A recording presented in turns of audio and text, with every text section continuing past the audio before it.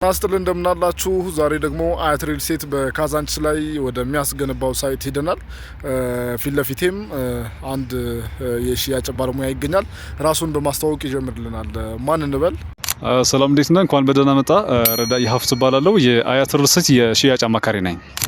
እስኪ ስለ ካዛንቺስ ሳይት አንዳንድ መረጃዎችን ስጠን ጠቅለል አድርገህ። እሺ አመሰግናለሁ።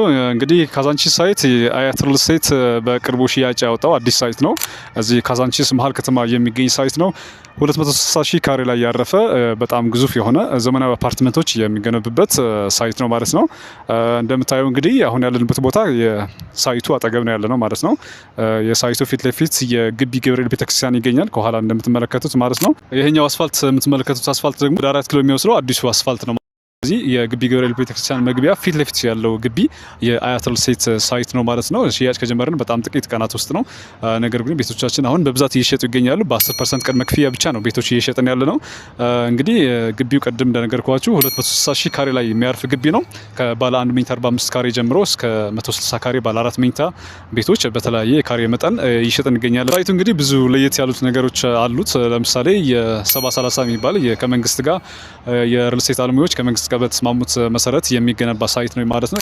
ይሄኛው ሳይት ግን ለየት የሚያደርገው ነገር ከ70/30 ባለፈ የ35/65 የሚባል አግሪመንት ነው። ይሄ ማለት ምን ማለት ነው? አያት ሪል ስቴት 65% ድርሻ ይይዛል፣ መንግስት ደግሞ 35% ይይዛል ማለት ነው። ስለዚህ ከመንግስት ጋር በተደረገ ስምምነት መሰረት ዝቅተኛ ገቢ ላላቸው ከተማችን ላይ ያሉ የቤት ፈላጊዎች ቤቶችን ለማቅረብ ታስቦ የሚሰራ ሳይት ይሆናል ማለት ነው። ስለዚህ እዚህ ሳይት ላይ ከ3.6 ሚሊዮን ብር አጠቃላይ ክፍያ ጀምሮ ፍላችሁ የቤት ባለቤት መሆን ትችላላችሁ ማለት ነው። ይሄኛው እድል የምታገኙት ግን አንደኛ ቶሎ ስትመጡ ነው። ሁለተኛ ደግሞ አከፋፈሉ 100% ተጠቀም ከሆነ ማለት ነው። 100% ለሚከፍል በእኛ ለምሳሌ ባለ 1 መኝታ 45 ካሬ 3.6 ሚሊዮን ብር ብቻ ከፍሎ የቤት ባለቤት መሆን ይችላል ማለት ነው። አይ ቀስ እያልኩኝ ነው የምከፍለው ካላችሁ ደግሞ ከ500 ሺህ ብር ቅድመ ክፍያ ጀምሮ በ3 አመት የሚከፈል በተለያየ አከፋፈል ምርጫ ቤቶች ልትገዙ ትችላላችሁ ማለት ነው። አከፋፈላችን እንግዲህ ሁለት አይነት አማራጭ ነው ያለው። አንደኛ በካሽ እስከ 3 አመት ድረስ የሚከፈል ይሆናል። ሁለተኛ ደግሞ የ60/40 የባንክ አገልግሎት አለን። እንደሚታወቀው አያት ሪል ስቴት ከዚህ በፊት የሚጠቀማቸው የባንክ አገልግሎት ክፍያዎች አሉ። ለምሳሌ 60/40 አገልግሎት ለረጅም ጊዜ ስንጠቀምበት የነበረው ነው። ለየት የሚያደርገው ደግሞ 9.5 ወለድ ብቻ ነው የምናስከፍለው። ይሄም ባንኮች ከሚሰጡት ከ17% እስከ 22% ያለው የባንክ ወለድ እኛ አያት ሪል ስቴት ላይ 9.5% በመሆኑ በጣም ዝቅተኛ የሚባል ነው የሚሆነው ማለት ነው። ስለዚህ የባንክ አገልግሎት የምፈልገው ካላችሁ 60%ን ቤት ውስጥ ከተረከቡ ድረስ ከፍላችሁ ጨርሱና ቤት ተረክባችሁ እየኖራችሁበት ደግሞ ቀሪው 40% እስከ 20 አመት በሚደርስ የ9.5% ወለድ መክፈል ትችላላችሁ ማለት ነው። ሌላው ሳይቱ ለየት የሚያደርገው ነገር አንደኛ 30/30/40 የሚባል አሰራር ነው የምንጠቀመው። ይሄ ማለት 30% ውስጥ ለውስጥ የግሪን ኤሪያዎች ይኖሩታል፣ 30% ደግሞ የውስጥ ለውስጥ መስመሮች ይኖሩታል። የመንገድ መስመሮች ለምሳሌ ብስክሌት ሊሆን ይችላል፣ የፓርክ ማድረጊያ ኤሪያዎች ሊሆን ይችላል፣ ወክ የምናደርግባቸው ቦታዎች ሊሆን ይችላሉ።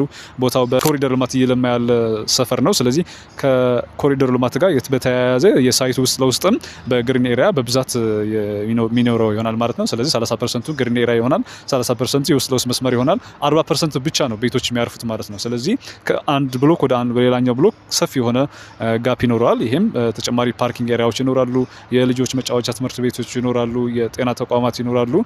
ግቢ ውስጥ የምትፈልጉትን አይነት አገልግሎት የምታገኙበት ነው ማለት ነው። የሳይቱ እንግዲህ በአጠቃላይ ሲገለጽ ይሄን ይመስላል። ጥሩ፣ በጣም እናመሰግናለን።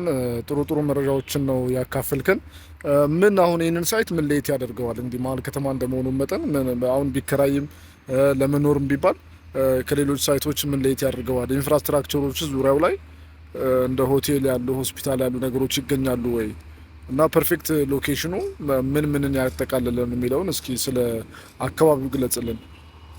ሳይቱ ምን ለየት ያደርገዋል ያልከኝ ነገር አንደኛ ቅድም እንደነገርኩ የ70/30 አግሪመንት መኖሩ ከመንግስት ጋር በሚደረግ ስምምነት የሚገነባ መሆኑ ለየት ያደርገዋል። ይሄ ለደንበኛው ጠቀሜታ ምንድነው?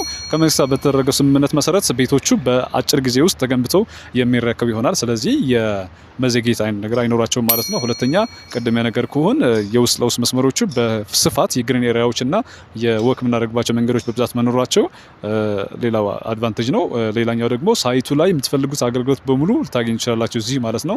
ቀደም እንደነገርኳችሁ የኬጂ ትምህርት ቤት አለ፣ ኤሌመንተሪ ስኩል አለ፣ የጤና ተቋማት አሉ። እዚህ ደግሞ ትልቅ የሚባሉ ፐብሊክ ፕላዛዎች ይገነባሉ፣ ሞሎች ይገነባሉ። ከዛ በተጨማሪ ደግሞ የኤሌክትሪክ ቻርጅ ስቴሽን ይኖራል ማለት ነው። ኤሌክትሪክ ካር ቻርጅ ስቴሽን ይኖራል። ይህም ወደፊት በሀገራችን በብዛት የኤሌክትሪክ መኪኖች ይመጣሉ ተብሎ ይታሰባል። ስለዚህ የኤሌክትሪክ መኪና ስትገዙ ሌላ ቦታ መሄድ ሳይጠበቅባችሁ እዚህ ሳይቱ ላይ ቻርጅ ማድረግ የምትችሉበት አጋጣሚ ይኖራል ማለት ነው። ከዚህ በተጨማሪ ደግሞ ሳይቱ ሁሉንም አይነት አገልግሎት የያዘ ነው። እዚህ ሳይት የሱፐር ማርኬቶች ባሉ ሱቆች እዚህ የሚገነቡ ይሆናል ማለት ነው። ሌላው ደግሞ ወደምትፈልጉበት ቦታ ለመሄድ በጣም ቅርብ የሆነ ቦታ ላይ ያለው ነው። ካዛንቺስ ነው ያለ ነው። ካዛንቺስ ግቢ ገብርኤል ነው ወይም ደግሞ 4 ኪሎ ቤተ መንግስት አጠገብ ነው ያለው። ስለዚህ ሳይቱ ዙሪያ በጣም ትልቅ የሚባሉ ዓለም አቀፍ ሆቴሎች አሉ ማለት ነው። ይሄኛው አድቫንቴጅ ምንድነው? ቤቱ ምናልባት ለወደፊት ለኢንቨስትመንት ከሆነ ቤቱ የምትገዙት ዲፕሎማቶች መጥተው ቤቱን በዶላር የሚከራዩበት ሳይት ይሆናል ማለት ነው። ካሬ ራሱ በምትፈልጉት የካሬ መጠን ነው ያለው። 45 ካሬ ቤት ጀምሮ እስከ 160 ካሬ ባለ 4 መኝታ ቤቶች ነው ያሉ። ስለዚህ እነዚህ ቤቶች ወደፊት በከፍተኛ ዋጋ የሚከራይ ይሆናል ማለት ነው። እሺ በጣም እናመሰግናለን። የሰጠን መረጃ በጣም ቆንጆ ነው። ምናልባት ሙሉ ክፍያ በአንዴ ለሚከፍል ሰው ምን ያክል ኦፈር ወይም ቅናሽ ይኖራቸዋል በፐርሰንት ሲሰላ እና ደግሞ ምናልባት ሙሉ መክፈል ለማይችል ሰው ቅድመ ክፍያው እንዴት ነው? ምናልባት ያልተገነባ ሳይትም ገና ጅማሮ ላይ ያለም ስለሆነ ቅድመ ክፍያችሁ ምን ያክል ነው የሚለውን እስኪ አያይዘ ግለጽልን። አመሰግናለሁ። እንግዲህ ቅድም እንደነገርኩ አከፋፈላችን የተለያየ መንገድ ነው ያለው አከፋፈሉ። ለምሳሌ በቅድመ ክፍያ ልክፈል የሚል ደንበኛ 10% ከፍሎ ቀሪው በግንባታ ሂደት መሰረት በየዙሩ መክፈል ይችላል። ለምሳሌ 10% ከተከፈለ በኋላ ሁለተኛ ክፍያ የሚሆነው ቤዝመንት ተቆፍሮ ግራውንድ ሲደርስ ነው። ሶስተኛ ክፍያ የሚሆነው 5ኛ ፎቅ ሲደርስ ነው እያለ ቤቱ ተገንብቶ እስኪረከብ ድረስ በየግንባታ ሂደቱ የሚከፍል ይሆናል ማለት ነው። ይሄኛው ምንድነው ጠቀሜታው? አንደኛ በጊዜ የተገደበ አይደለም። ይሄ ማለት ምን ማለት ነው? ለምሳሌ ምንም አይነት ግንባታ ከሌለ ምንም አይነት ክፍያ አይጠየቅም ማለት ነው። ሁለተኛ የባንክ አገልግሎት ነው። ቅድም እንደነገርኩ 60% ቤቱ እስኪረከብ ከፍለው ቀሪው 40% በባንክ 9.5% ወለድ ዝቅተኛ የሚባል የአያት ሪል ወለድ ነው። በዚህ መጠቀም ይችላሉ። አጠቃላይ ልክፈል የሚል ደንበኛ ደግሞ 100% ከከፈለ 20% ቅናሽ እናደርጋለን ማለት ነው። እንግዲህ የቅናሻችን መጠን ከ40% ቅድመ ክፍያ ጀምሮ ለሚከፍል ደንበኛ ነው። 40% ቅድመ ክፍያ ለሚከፍል ደንበኛ 8% ቅናሽ ይኖረናል።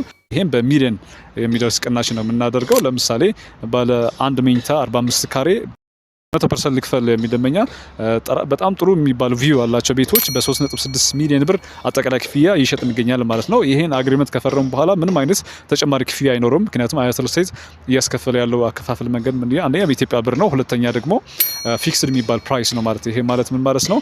ቤቱ ውል ከተፈራረማችሁ በኋላ በሲሚንቶም ሆነ በብረት ወደፊት በሚመጣው ጫና ምንም አይነት ክፍያ አትከፍሉ ማለት ነው። እስኪ እዚህ ጋር እንደ ላቋርጥና ይህንን ነገር በደንብ ግልጽ እንድታደርገው ነው።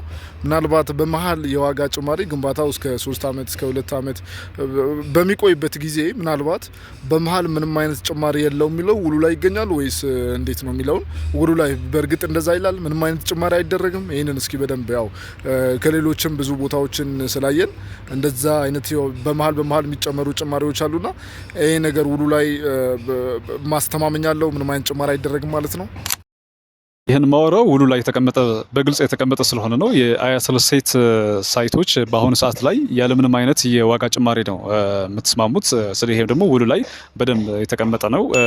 ለደንበኛ በቴሌግራም በዋትስአፕም የውሉን ቅጽ መላክ ስለሚቻል እዛ ላይ ማየት ይችላሉ ማለት ነው። ይሄ ለደንበኛ ምንድነው? ለምሳሌ ባለ 1 መኝታ በ4 ሚሊዮን ብር ከተስማማ ቤቱ እስክትረከብ ድረስ ምንም አይነት ጭማሪ አይኖረውም። ፕራይስ ስካሌሽን ማለት አንድ ደንበኛ የቤቱን አጠቃላይ ዋጋ እከፍላለሁ ብሎ በተስማማበት መሰረት ከተስማማው በላይ የሲሚንቶ የብረትና ሌሎችንም የኢንፍሌሽን የዋጋ ጭማሪ አካቶ መጨረሻ ላይ ከተስማማው በላይ ጨምሮ ሊከፍል ይችላል ማለት ነው። አያት ሪል ስቴት ግን እንደዛ አይነት አሰራር የለውም። ከተስማማችሁት ዋጋ በላይ ምንም አይነት ጭማሪ አይኖርም። ይህም በውሉ ላይ የተካተተ ነው ማለት ነው። በጣም ጥሩ፣ ከልብ እናመሰግናለን። ጥሩ ቆንጆ መረጃዎችን የሰጠህን። እንግዲህ በተከታይነትም በሌሎች ጥያቄዎች ተመልሰን የምንመጣ ይሆናል። አሁኑ ግን ምናልባት ደንበኞች ሊያገኙ ከፈለጉ ዲቴይል መረጃውን ደግሞ ከዚህ በበለጠ መውሰድ ከፈለጉ በምንድን ነው የሚያገኙ የሚለውን እስኪ አድራሻን አስቀምጥልን። ተጨማሪ መረጃ ለሚፈልጉ ደንበኞች ሳይቱን መጥተው ማየት ለሚፈልጉና አንዳንድ ተጨማሪ ማብራሪያ ለሚፈልጉ ደንበኞች በስልክ ቁጥሬ መደወል ይችላሉ። ረዳዬ ብለው በ0960 14 68 64 ከታች በማስቀምጠው ስልክ ቁጥር ደውለው ሊያገኙ ይችላሉ። ስለዚህ በቴሌግራም በዋትስአፕ እና ሌሎችን ማህበራዊ ድረገጾችን ሙሉ መረጃ መስጠት እንችላለን ማለት ነው። ሀገር ውስጥ ለሚገኙ ደንበኞች በስልክ ቁጥራችን ደውለው መጥተው ሳይቱን ማየት ይችላሉ። እናመሰግናለን በጣም